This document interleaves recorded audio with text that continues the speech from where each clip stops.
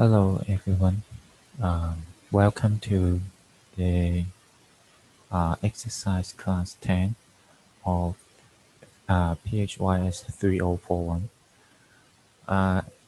Again, before we start the discussion of the solution, we first recap uh, what is required to do.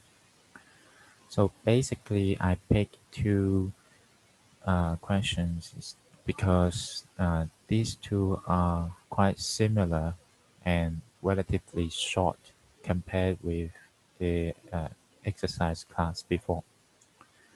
So these two, as I have roughly gone through the lecture notes uh, written by Johnny, and I noticed that um, although the theoretical or the background knowledge is sufficient to understand the contents.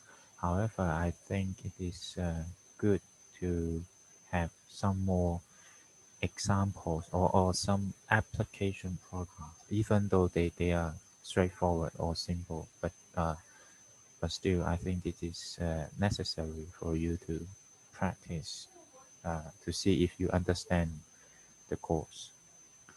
So for the first question is asking uh, along solenoid, the radius is given and also is driven by an alternating current, and of course it generates a magnetic field B of t. And then now we have another circular loop of wire with another radius, and it has its resistance R, which is placed inside the solenoid. So what is the current uh, included in the loop? So let me switch to my slides. So to work out such kind of problem, I would say this step is quite similar. Um, First, we would like to work out the magnetic flux passing through the circular wire. So the magnetic flux is obviously pi times radius square times the magnetic field passing through. As in this case, the B field is perpendicular with the plane of the circular loop. So we don't need to multiply any extra sine or cosine function here. So we can simply plug in the given magnetic field into equation 1, and then we obtain the magnetic flux here as shown at equation 2. And then after we obtained the magnetic flux, we can work out the EMF or the electromotive force. This act pretty much like the voltage of a circuit. So by applying these Faraday laws, we can obtain the EMF. So we just need to substitute the magnetic flux we obtained just now into equation 3, and then we obviously just derivatives, and then you go to equation 4. So after that, as I mentioned before, the EMF is act like a, a driving voltage of a circuit. So we can simply apply the Ohm's law.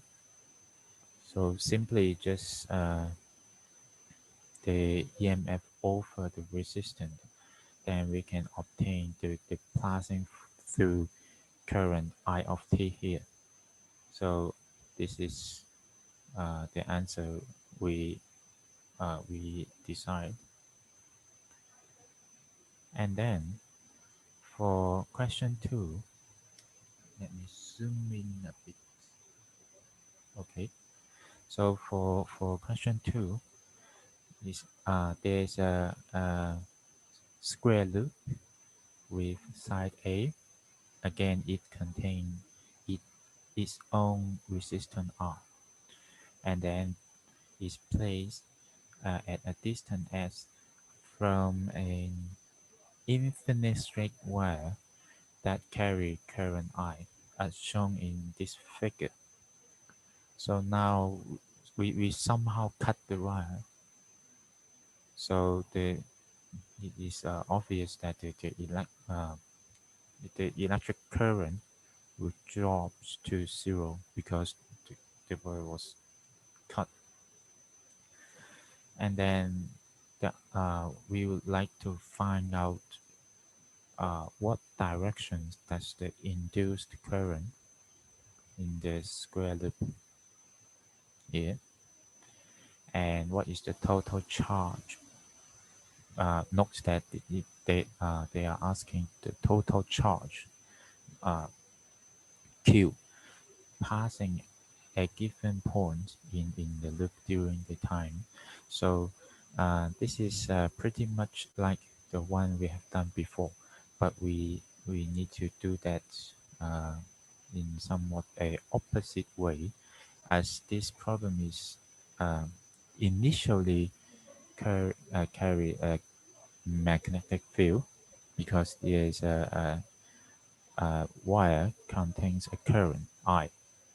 However, after we cut the current, the I disappeared, drops to zero, then it is obvious that the magnetic field will drop to zero too.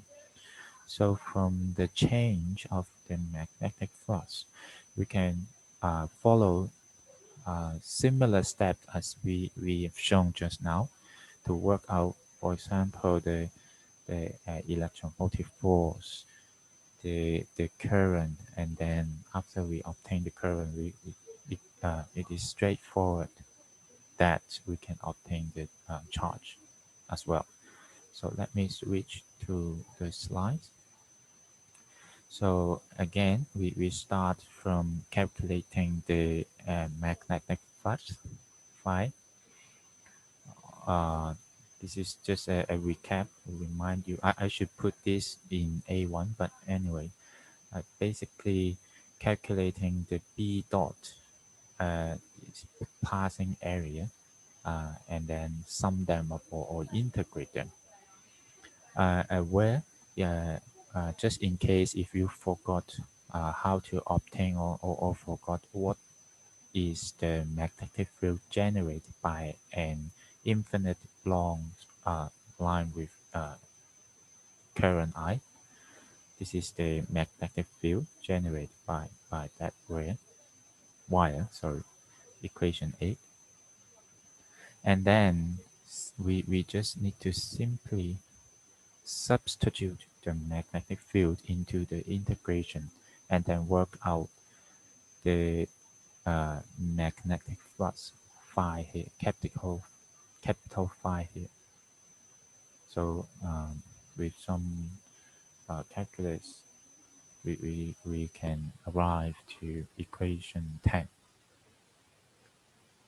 Okay, and then similarly, after we obtain the magnetic flux, we can do the time derivatives of it, and then it will provide us the electromotive force. And remember, don't forget the minus sign here.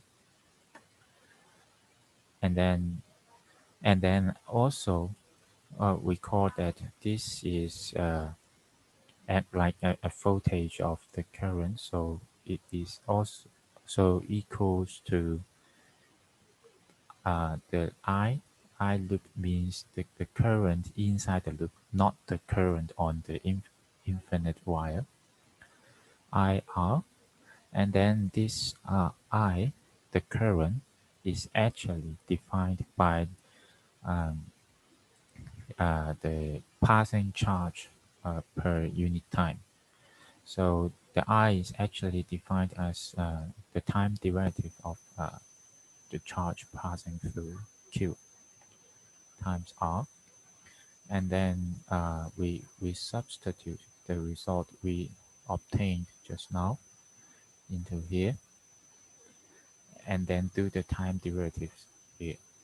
So the the, the right hand side of the equation 12 is actually obtained from the result we obtained just now at equation 10. And then because this is a simple differential equation, we can simply use the standard way is to cancel out the dt and then express uh, dq as the following form. And then this is a small q due to the some small current change, some current change. So we just need to integrate both left hand side and right hand side simultaneously. And then and of course all of these quantities, for example the radius, of course, the r, the distance s, and also the side length of the square root a are all independent of the current. So this integration is straightforward, that we just need to integrate out the current. So the total current change is of course I, and then put it in front of here. So equation 14 is the desired solution. Okay. Um, so you might notice that even though we cut it with strong cut, so if you express the electric current as a function of time, you may express it with theta function. Yes, theta function, or so-called step function. And however, this is actually independent of how the current change. The only thing we matter is what is the original current it is carrying, and and and of course the resulting total change of current. So this is a short exercise class. So I think this is the last exercise class we have. So good luck to your final, and see you later. Bye bye.